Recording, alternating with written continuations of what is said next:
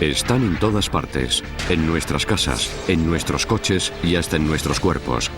Son el sustento de la vida moderna y resultan esenciales para cualquiera de las herramientas más sofisticadas creadas por los seres humanos. Pueden elevarnos a lo más alto o destruirnos. A continuación, los metales pesados en Maravillas Modernas.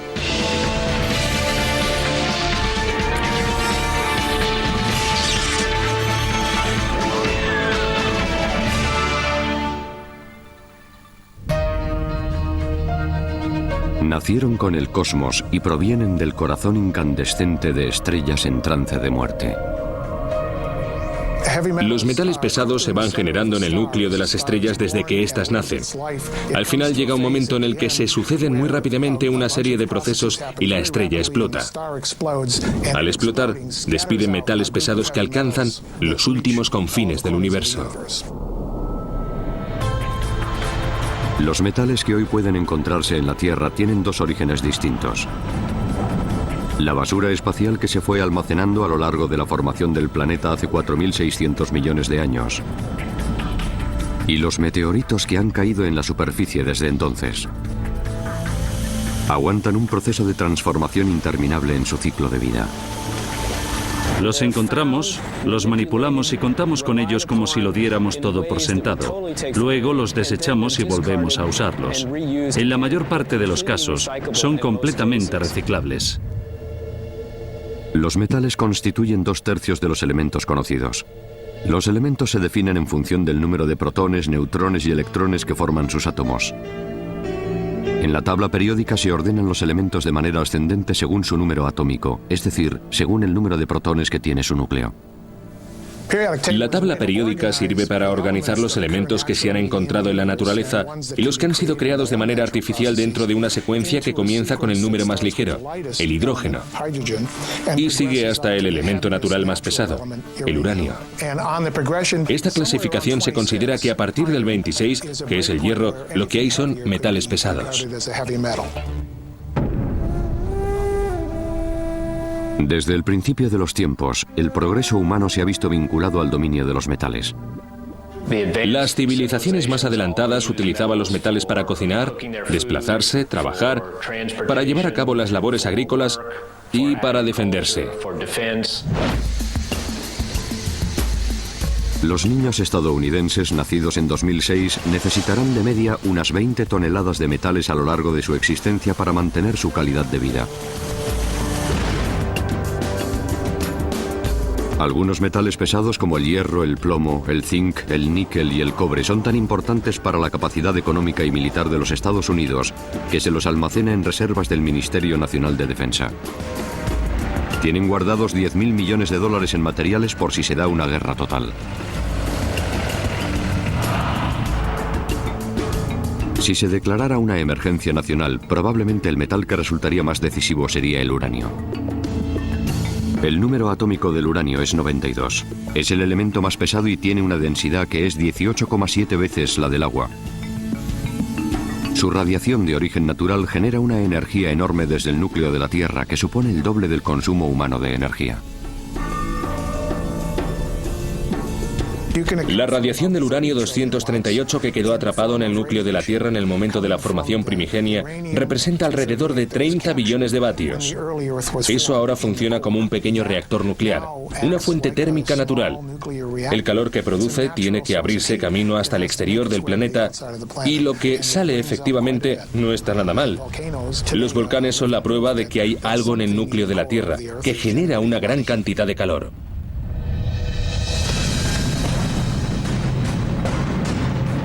La llegada de la bomba atómica en 1945 era síntoma de la inmensa potencia destructiva del uranio.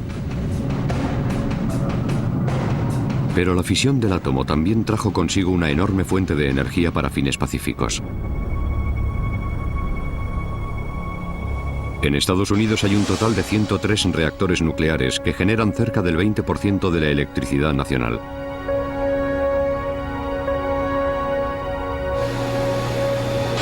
En todo el mundo existen 430 reactores que proporcionan energía a 31 países distintos. Al igual que otros metales, el uranio se extrae mediante minas subterráneas y a cielo abierto. El mineral se pulveriza y luego se trata con ácido para obtener el uranio. El uranio es radioactivo, pero no en extremo. Uno puede coger el mineral con las manos. Hasta es posible acercarse a un conjunto de combustible nuevo e inspeccionarlo con detenimiento. Para poder obtener combustible útil hay que someter al uranio a un elaborado proceso.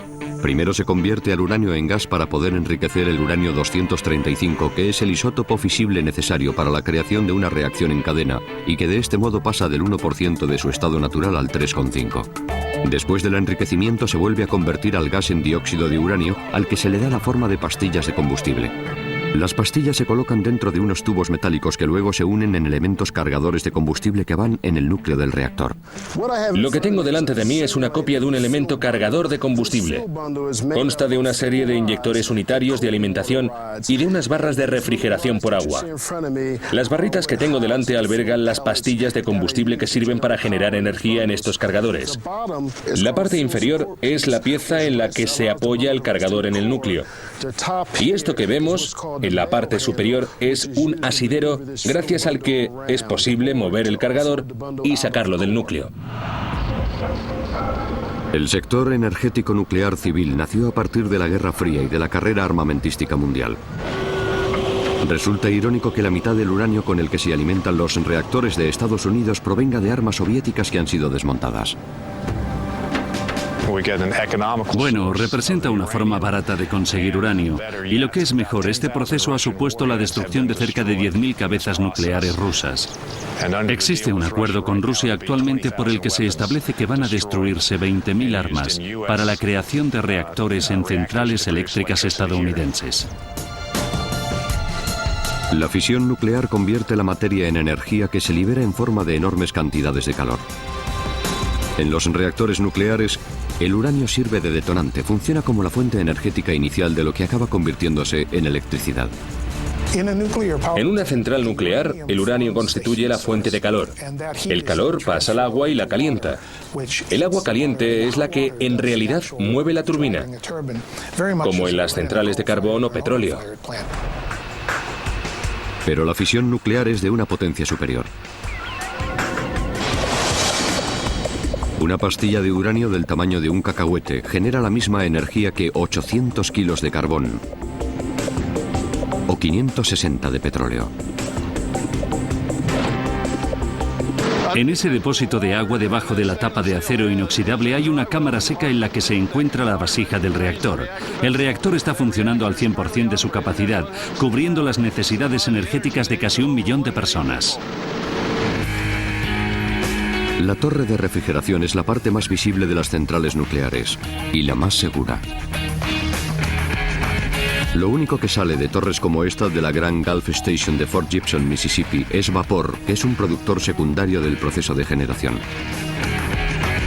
El vapor es inerte y podría destruirse una torre de refrigeración sin que liberase radiación alguna en la atmósfera.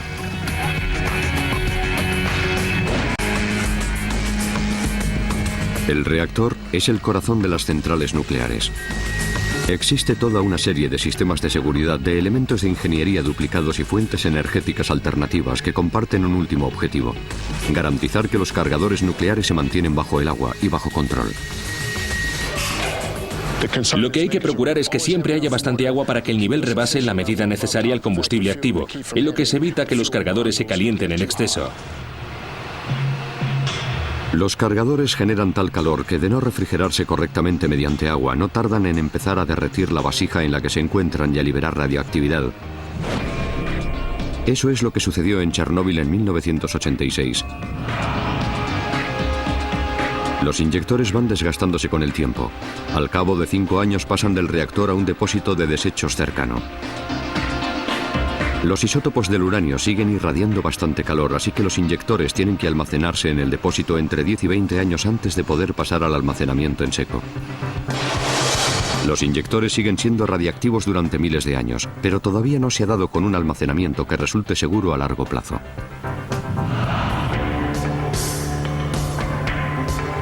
La energía nuclear y el armamento nuclear utilizan la misma materia prima, el uranio 235. Pero para las cabezas nucleares es necesario que la pureza del uranio sea de casi un 90%.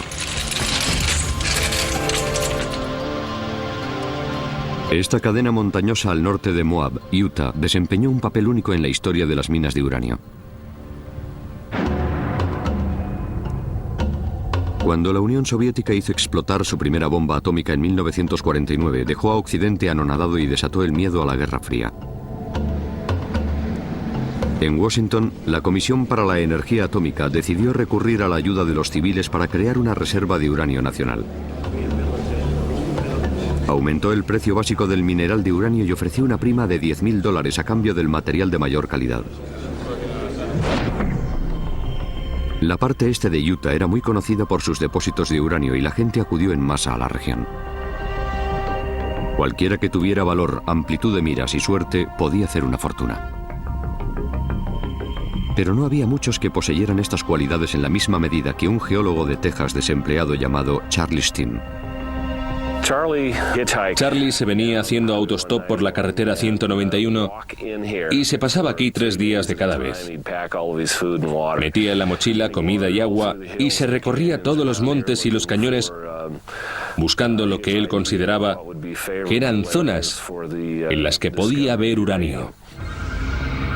En 1952, Charlie perforó un pozo descubridor en la meseta de Movita. Tuvo que pedir prestado el contador Geiger de un amigo para comprobar que efectivamente se trataba de mineral de uranio. Charlie Stim acababa de descubrir el mayor depósito de uranio de Estados Unidos.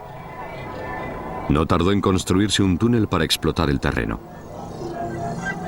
La noticia se propagó y dio pie a una avalancha humana. Se publicaron todo tipo de artículos que decían: ven y hazte rico. Si compras este contador Geiger, te garantizamos que encontrarás algo. Fue como la fiebre del oro. Se le dio mucho bombo y hubo mucha desinformación. Se dice que algunos alquilaban avionetas, desde la que lanzaban estacas de esas que servían para delimitar el terreno de cada cual, con la intención de abarcar la mayor superficie posible para quedarse con ella. El mercado de valores de Salt Lake se volvió loco. La gente se dedicaba a hacer transacciones a precios irrisorios para mantener las minas y poder seguir trabajando en ellas. Casi de la noche a la mañana, Moab pasó de ser una aldeíta de 1.200 almas a una ciudad en plena expansión de 500.000. Todo el mundo soñaba con hacerse rico de golpe, pero no muchos lo consiguieron. Todos hacíamos lo mismo. Nos poníamos a comprobar todas las rocas que podían tener mineral de uranio. A veces te ilusionabas y a veces no, porque hay muchas rocas que pueden emitir radiación. La Comisión para la Energía Atómica terminó por retirar las ayudas que existían para los mineros particulares. El mercado del uranio se estabilizó y, como todas las fiebres, el boom de Utah acabó reducido a la nada. Pero Moab ya nunca sería igual. Moab fue el primer sitio de Utah en el que se sirvió alcohol. Aquello cambió la cultura, la economía. Hizo que se diversificara muchísimo la cultura de aquí. Tuvo consecuencias enormes para Moab. Hoy en día, debido al alza en los precios del petróleo, vuelve a haber interés en la energía nuclear, en tanto que energía con fines pacíficos. Estados Unidos está a punto de empezar a conceder permisos para la construcción de centrales nucleares por primera vez en 30 años. Y los mineros han vuelto a las colinas de Moab con la esperanza de que algún día el uranio les haga ricos. El uranio desempeña un papel clave en la vida del siglo XXI. Los proyectos de construcción de gran envergadura que definieron en parte al siglo XX fueron posibles gracias a un metal pesado, el hierro, y a sus aleaciones de acero.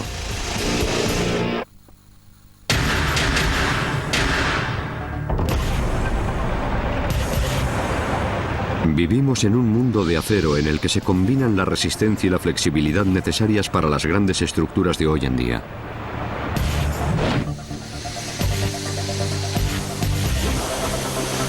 El acero, que es más resistente y dúctil que el hierro, no es más que hierro al que se le quita un 1% de carbono. El número atómico del hierro es 26.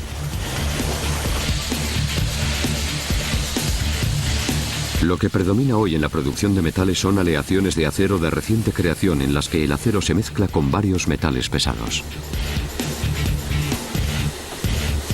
Alrededor del 20% del acero que se utiliza hoy en la fabricación de un coche ordinario hace 10 años ni siquiera se hacía. Se espera que para 2010 se produzca un aumento del 50% en el número de metales usados, lo cual evidencia la rapidez con la que están cambiando los materiales de la industria de la automoción.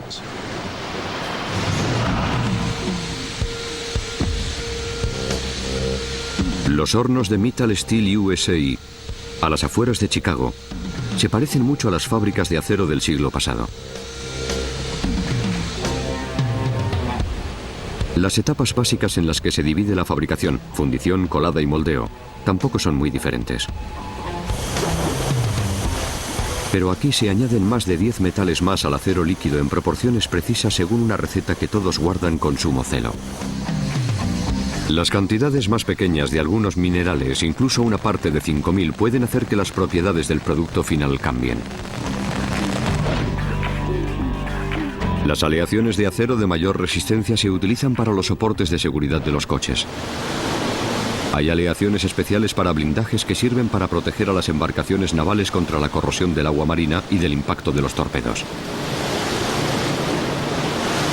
Estas aleaciones son conocidas como superaleaciones y han hecho que el acero sea más apreciado que nunca. Pero antes de la edad moderna del acero, hubo otros metales pesados que también tuvieron su momento. En la tabla periódica actual aparecen 86 metales. Sin embargo, en el siglo XII después de Cristo, los seres humanos tan solo habían descubierto 7. Todos eran metales pesados, eran los llamados metales de la antigüedad. El oro y la plata eran blandos y se usaban sobre todo para la fabricación de adornos. El mercurio es el único metal que tiene un estado líquido a temperatura ambiente. Se utilizaba a menudo para disolver el oro y la plata.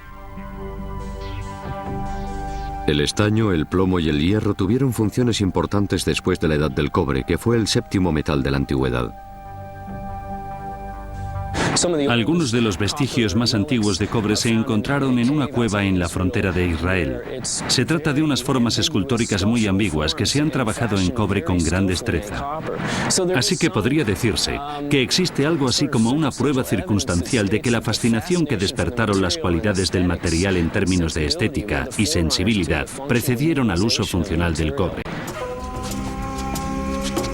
Hace cerca de 10.000 años, el cobre se convirtió en el primer metal manipulado por el hombre. Sin embargo, no hubo muchas herramientas de cobre hasta el descubrimiento de la fundición, un proceso que consiste en calentar el óxido de cobre para producir una cantidad mayor y más pura de cobre. La edad del cobre comenzó en realidad alrededor del 4500 a.C. Antes, el metal de cobre fundido que había se encontraba en la naturaleza. El cobre podía moldearse, forjarse y afilarse para formar herramientas más resistentes que los instrumentos de piedra y hueso que usaba el hombre primitivo. Las herramientas de cobre no tardaron en experimentar una mejora al añadirse otros metales. El siguiente paso consistía en la combinación de los metales. Así, por ejemplo, al combinar cobre y estaño, sale bronce, que es más duro que el cobre y el estaño, y por lo tanto mejor para la fabricación de armas. Disponer de mejores armas suponía tener capacidad para conquistar y dominar. En el 2000 a.C. los metales se habían convertido ya en artículos básicos, una poderosa fuerza que regía el destino de los imperios. Las primeras ciudades se construyeron en torno al comercio de muchos de estos objetos. El estaño venía de Anatolia, en Turquía, el cobre de África. El comercio de los metales representaba una parte muy importante de la economía.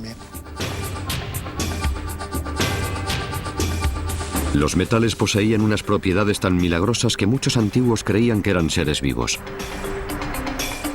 En el siglo III a.C., el filósofo Aristóteles formuló una teoría según la cual los metales crecían por debajo de la superficie como si fueran semillas. Los antiguos valoraban las propiedades características del hierro, su resistencia y maleabilidad. Pero antes de poder darle forma al hierro, era necesario calentarlo hasta alcanzar casi su temperatura de fusión, 1400 grados. Hasta cerca del año 1000 a.C. resultaba difícil producir semejante calor, pero entonces apareció una nueva técnica que hizo que se disparara la temperatura de los hornos.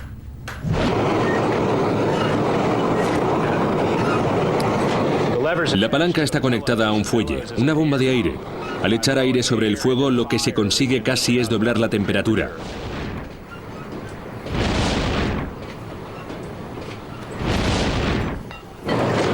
Cuando pongo la barra en el fuego, el calor es un calor negro, es decir, que es inferior a los 500 grados. La barra se calienta y cuando está a 500 grados se pone de color rojo, y luego se pone naranja, amarilla y blanca incandescente. El blanco incandescente quiere decir que la temperatura no dista mucho de la temperatura de fusión, que es de cerca de 1400 grados. El hierro es abundante y por lo tanto no resulta caro. Es resistente, duradero y puede forjarse o soldarse para crear piezas de prácticamente cualquier forma y tamaño. Desde mucho antes de nuestra era se creía que el hierro era la mejor sustancia para la fabricación de casi todas las cosas, desde utensilios domésticos hasta armas para la batalla. En el siglo XVIII los maestros de forja cambiaron de combustible. Dejaron el carbón para pasarse a la coca, un derivado del carbón que arde durante más tiempo y con mayor intensidad, y construyeron hornos mucho mayores. La gigantesca fundición de hierro de Coalbrookdale, Inglaterra, funcionaba las 24 horas todos los días de la semana, haciendo así que el cielo nocturno relumbrara con un color escarlata que un observador compararía con un descenso a los mismos infiernos. Coalbrookdale, como muchas de las industrias que funcionaban con fuego, debió de ser algo bastante impresionante de ver. Por la noche, el cielo se iluminaba con las llamas y se cubría de humo negro. Y aunque hoy consideramos que eso encarna algunos de los aspectos negativos de la industria, en los siglos XVIII y XIX, la gente lo interpretaba como una señal de progreso que hacía que todos se sintieran muy orgullosos. En el siglo XIX el acero vino a sustituir al hierro como principal material de construcción. Los herreros llevaban tiempo intentando eliminar el carbono que había en el hierro para luego añadirle la cantidad precisa para crear acero. En 1856 el ingeniero inglés Henry Bessemer descubrió que al echar aire por donde se colaba el arrabio tenía lugar una reacción por la que se desprendía calor y al mismo tiempo se eliminaba carbono. Si se modificaba el aporte de aire era posible controlar la cantidad de carbono contenida. El hierro y el acero dieron pie a la revolución industrial. Con ellos se fabricaron las vías de la Transcontinental Railroad, así como los trenes que se desplazaban a toda velocidad por ellas. También hicieron posible la construcción de los rascacielos, los cuales se convirtieron en la máxima expresión de las elevadas cotas que había alcanzado la civilización en el siglo XX. Imagínate una estructura a la que se le aplica una carga de viento. El viento hace que se incline y en cuanto se inclina se dobla la parte exterior. Así que se está tirando de esta curva para arriba y de esta se está empujando para abajo. Con lo cual el material no solo tiene que ser resistente en la parte de la compresión, sino también en esta otra parte. Y la piedra no sirve. Pero el acero sí. Los edificios de acero pueden mecerse bastante con el viento y aún así aguantar. Los cables de acero se parecen a una cuerda en el sentido de que son al mismo tiempo flexibles y resistentes. El puente de Brooklyn fue la primera estructura de gran tamaño que se sujetó mediante cables de acero. En este puente colgante se utilizó la impresionante cantidad de 22.500 metros de cable. Cuando todas las piezas se colocaron en su sitio y la estructura se alzó, los obreros se pusieron en pie y desde lo alto de aquella maravilla, nunca vista en la historia de la siderurgia, tuvieron una perspectiva que nunca antes había tenido un ser humano. Lo que vieron aquellos hombres desde el puente de Brooklyn fue el perfil aéreo de Manhattan, una visión que no tardaría en representar un siglo hecho de acero. Pero los obreros que trabajaban esforzadamente con otros metales pesados como el plomo se enterarían al cabo de poco tiempo de que el progreso tiene su precio. El número atómico del plomo es 82. Se trata de un metal extremadamente denso, la mejor protección natural conocida por el ser humano. Los tubos catódicos de nuestras pantallas de televisión y ordenador contienen bastante plomo como para bloquear las radiaciones dañinas. Los rayos X que se usan en medicina utilizan el plomo por el mismo motivo y hay contenedores de plomo que son lo suficientemente gruesos como para que se puedan almacenar en ellos residuos nucleares sin peligro. Cuando una partícula intenta atravesarlo no puede evitar chocarse con un montón de átomos que a su vez tienen muchos protones que no son sino partículas cargadas que ralentizan o detienen el proceso. Por eso este material es tan bueno para la protección por apantallamiento. Hoy en día el plomo suele usarse sobre todo para las baterías de coche. Cerca del 80% del plomo nacional se utiliza en las baterías de plomo ácido. Es la forma más barata de energía eléctrica para los automóviles. En Estados Unidos hay casi 200 millones de automóviles que usan baterías de plomo. Uno de los mayores depósitos de mineral de plomo del mundo se encuentra bajo las St. Francis Mountains en la parte sureste de Missouri. Hace millones de años esta región era un océano. Se formaron unos depósitos que crearon una estrecha veta a lo largo de lo que fue un arrecife tropical. La veta medía 67 kilómetros de largo y tan solo 150 metros de ancho. Al cabo del tiempo, debido a los movimientos de las placas tectónicas, el mar quedó cubierto por una cadena montañosa que existe todavía hoy.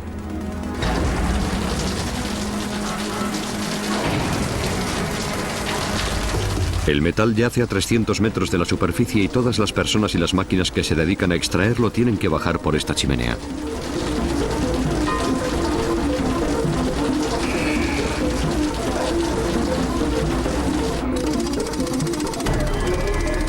Estos enormes camiones pueden llegar a medir 12 metros de largo y 5 de ancho. Se los desmonta para traerlos hasta aquí y una vez bajo tierra se los vuelve a montar. Estas máquinas no volverán a ver la luz del sol. El mantenimiento del equipo lo llevamos a cabo bajo tierra. No podemos ir a la gasolinera más cercana. Tenemos que cambiar esos grandes neumáticos bajo tierra. Hasta reconstruimos motores, pero todas las labores de mantenimiento tienen que realizarse bajo tierra porque solo se puede acceder a las minas por chimenea. El mineral de plomo tiene una densidad tal que aguanta túneles de hasta 9 metros de ancho y 36 de alto.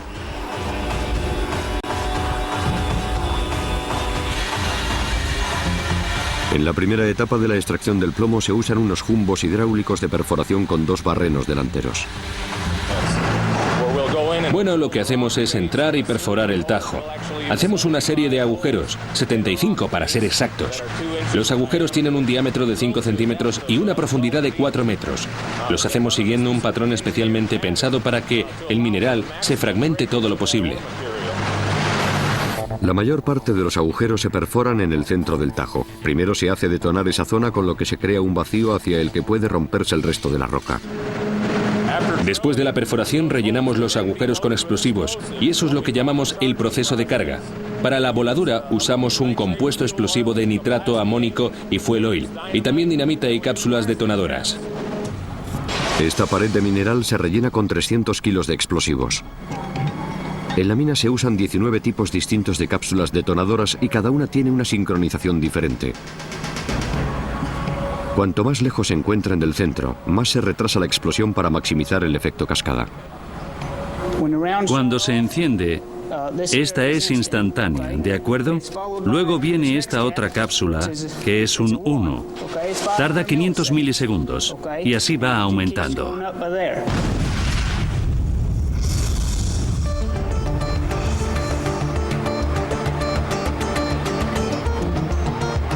Después de la explosión, la roca queda suelta y mediante una maquinaria específica se desprende de las paredes y del techo.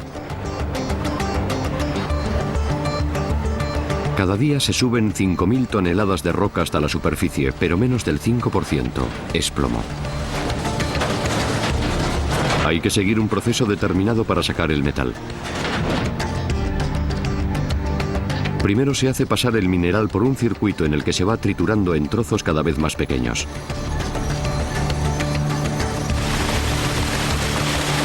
Luego se separan los diferentes metales mediante un proceso de flotación. Igual que el detergente, se adhiere a las partículas de suciedad y las eleva apartándolas de la ropa. Las células de flotación establecen un enlace químico con el metal que constituye su objetivo. El proceso de flotación es químico y físico. El colector se adhiere a la superficie de la partícula del mineral y cuando aparece la burbuja de aire el proceso pasa a ser algo más bien físico. Un enlace químico une al colector y a la partícula del mineral y tiene lugar una reacción física entre el aire y la partícula del mineral que consigue que salga a la superficie. La mayor parte del plomo que usamos hoy se extrajo hace años y luego se recicló. Cerca del 98% del plomo de Estados Unidos es plomo reciclado. Lo que hacemos es reciclar el plomo que se produjo en épocas anteriores para volver a usarlo. El reciclaje del plomo ha sido todo un éxito medioambiental. Hubo un tiempo en que los enormes vertederos existentes no daban abasto con todos los residuos tóxicos de aquellos millones de baterías de coche. Hoy, sin embargo, las baterías empiezan una nueva vida en depósitos con una capacidad superior a las 15.000 toneladas de baterías desguazadas. Ahora se tiene al plomo por un metal ecológico, lo cual contrasta bastante con la triste reputación que tuvo durante mucho tiempo. Los antiguos romanos lo usaban para hacer vajillas, monedas y amplios sistemas para la distribución de agua. Llegaron incluso a sazonar comida y bebida con el plomo porque gustaban mucho del regusto dulce que dejaba. En cierto modo, los romanos tenían una gran adicción al plomo. Existe una teoría según la cual el plomo fue lo que provocó en parte la caída del Imperio Romano. Según algunas fuentes, Julio César no podía tener más hijos que el que tuvo. Y a sus descendientes el sexo les era indiferente y no podían tener hijos. El plomo podría haber sido uno de los principales motivos. En cuanto a los tiempos modernos, a todos nos suenan las terribles consecuencias que ha tenido el plomo. En los años 20, los refinadores empezaron a añadirle plomo a la gasolina para reducir el picado de bielas. El problema que tiene es que su presión de vapor es muy alta. Se evapora con facilidad y puede escaparse durante la fabricación y en el momento de añadírselo a la gasolina. Los trabajadores que preparaban el aditivo se enteraron de primera mano de cómo el plomo atacaba al sistema nervioso central debilitándolo.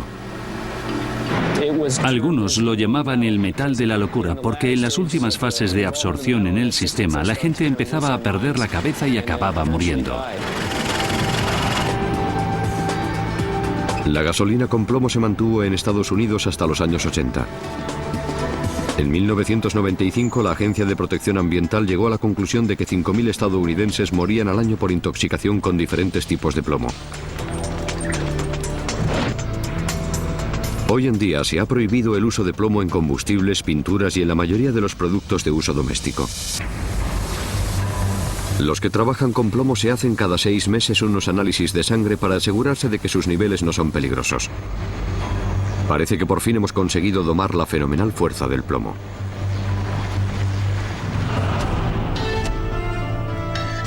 El plomo tiene a sus espaldas una trayectoria que se cuenta por milenios, pero el zinc es un metal pesado que, aunque reciente, es cada vez más importante en el ámbito de las grandes estructuras.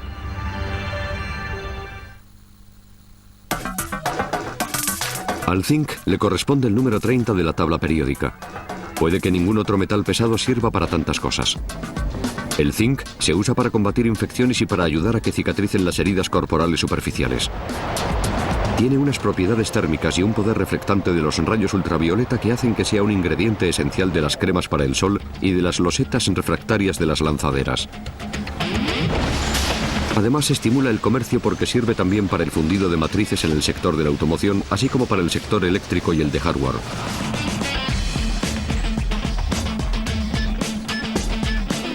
Pero la característica fundamental del zinc es la resistencia a la corrosión. Prolonga la vida de nuestra infraestructura moderna que se basa en el acero.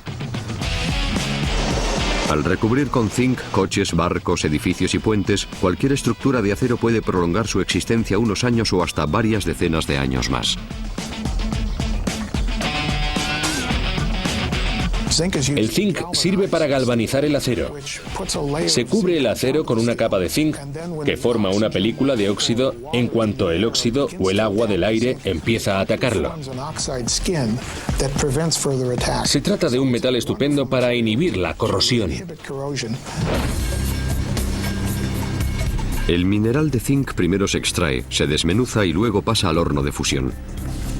Allí el monóxido de carbono reacciona químicamente con el mineral y se forma el vapor de zinc. Después, el gas se condensa y al final vuelve a calentarse hasta que se convierte en zinc fundido, listo para ser colado en cualquier forma, desde planchas de 25 kilos hasta lingotes de 1 tonelada. Lo que está haciendo el operario es quitar la escoria que se va acumulando en la superficie de los lingotes con unas palas especiales.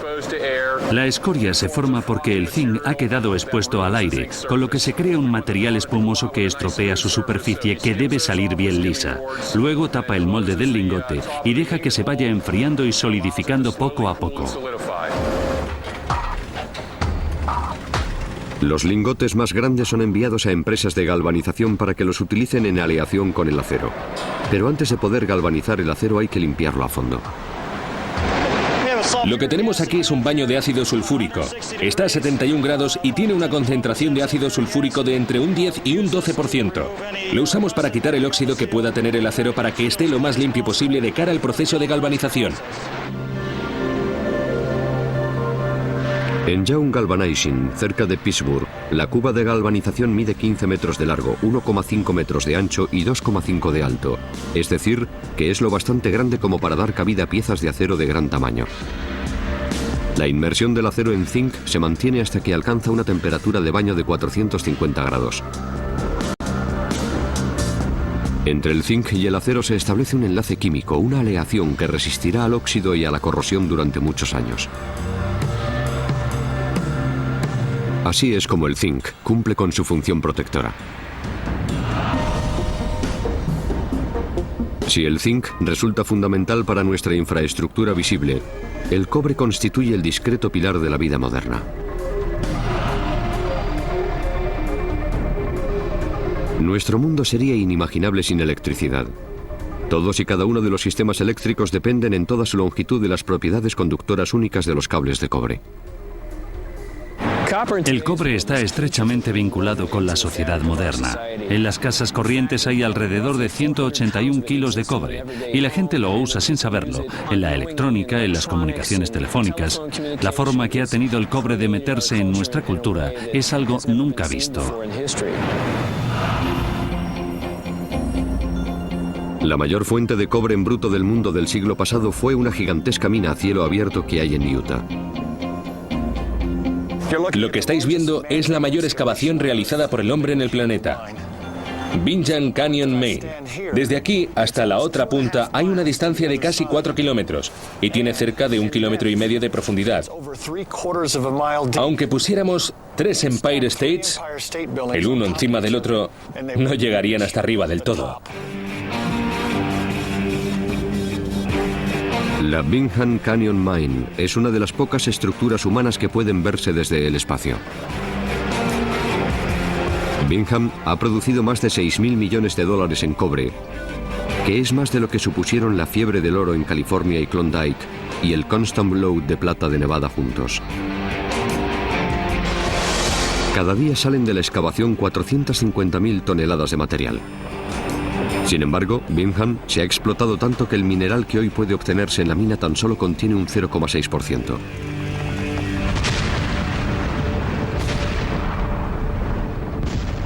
Después de soltar la roca mediante explosivos y una vez que se han triturado, hay una serie de cintas de transporte que se la llevan a 8 kilómetros de allí, al transformador concentrador. Allí hay unas células de flotación que separan un líquido que es un 28% cobre. Dicho líquido es bombeado a una distancia de 27 kilómetros hasta donde está la fundición, en cuyos hornos se refina hasta que alcanza una pureza del 99,6% y después de este proceso se moldea en planchas de 317 kilos llamadas ánodos. Sin embargo, una pureza del 99,6% no es suficiente. Se sumergen hileras de ánodos en una solución ácida, alternándolos con cátodos de acero inoxidable. Por el espacio de 10 días se hace pasar una corriente eléctrica entre ánodo y cátodo, con lo que los iones del cobre se desprenden del ánodo y se depositan en el cátodo con una pureza del 99,99%. De una tonelada de mineral procedente de la mina han salido 5,5 kilos de cobre refinado. El cobre es fácil de modelar y no cuesta moldearlo ni hacer con él cables eléctricos. Los cables de las casas se recubren con un aislamiento blanco, naranja o amarillo para indicar su calibre. Los haces de cables comerciales pueden llegar a tener hasta 61 hilos para suministrar energía de alto voltaje. Si los conductores fueran macizos y tuvieran un diámetro de este porte, resultaría muy difícil doblarlos y hacer que giraran en las esquinas para llevarlos donde tuviéramos que llevarlos. Sin embargo, los conductores trenzados compuestos por varios elementos individuales son lo suficientemente flexibles como para que uno pueda meterlos por tubos para hacerlos llegar hasta donde haga falta. Si vivimos en una aldea global es porque el cobre funciona como nuestro aglutinante. Hace que sea posible la comunicación con todas las partes del mundo. El níquel es un metal pesado gracias al que podemos viajar a otros mundos. El peso atómico del níquel es 28. Este metal pesado combina de forma única un peso ligero, el aguante a la corrosión y una enorme resistencia, todo lo cual ha hecho que sea muy apreciado. Gran parte de los depósitos de níquel del planeta se originaron con ocasión de un cataclismo que hizo temblar hace tiempo la región que es hoy la parte occidental de Canadá.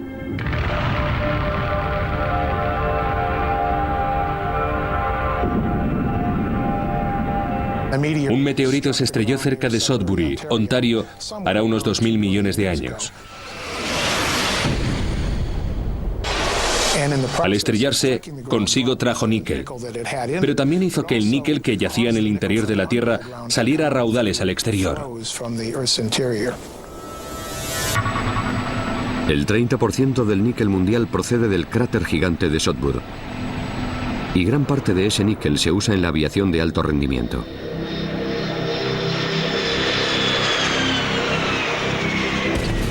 El níquel es el elemento indispensable de las palas de las turbinas de los aviones a reacción, que son dispositivos que deben rotar a 10.000 revoluciones por minuto durante 16 horas sin deformarse en lo más mínimo, porque de lo contrario podrían provocar muerte y destrucción. Las palas giran a una velocidad tremenda. Si te has montado alguna vez en un tío vivo, sabrás lo difícil que es agarrarse. El exterior de las palas de una turbina tiene que agarrarse al interior de las mismas a una temperatura de 540 grados y bajo una corriente de gases calientes y reactivos.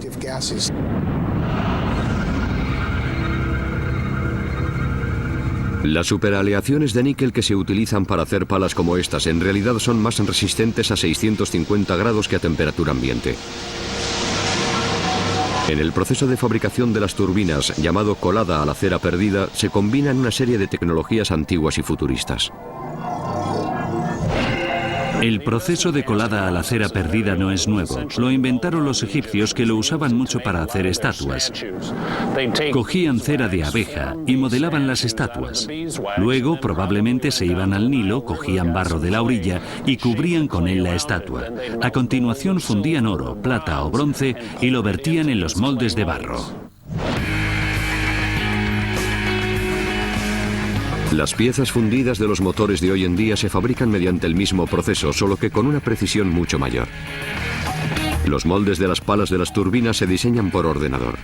Los prototipos se crean con un láser que hace que se endurezca una resina fotosensible en capas de 0,006 milímetros, es decir, de un grosor de 1/3 de un pelo humano.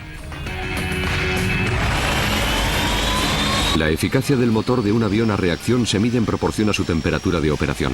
Cuanto más calor puede soportar una turbina, más lejos y más rápido irá el avión. Los motores de los aviones a reacción militares pueden funcionar a bastante más de 540 grados y se sigue trabajando para elevar ese límite. Los metales pesados nos han ayudado siempre a ir planteándonos nuevas metas y a ampliar nuestro alcance. Han encabezado todo el progreso a lo largo del siglo XX y está claro que seguirán haciéndolo en el XXI. Sea o no como metales de vanguardia para usos en el ámbito de la aviación aérea o espacial, están en casi todo lo que hacemos, en todo lo que nos rodea.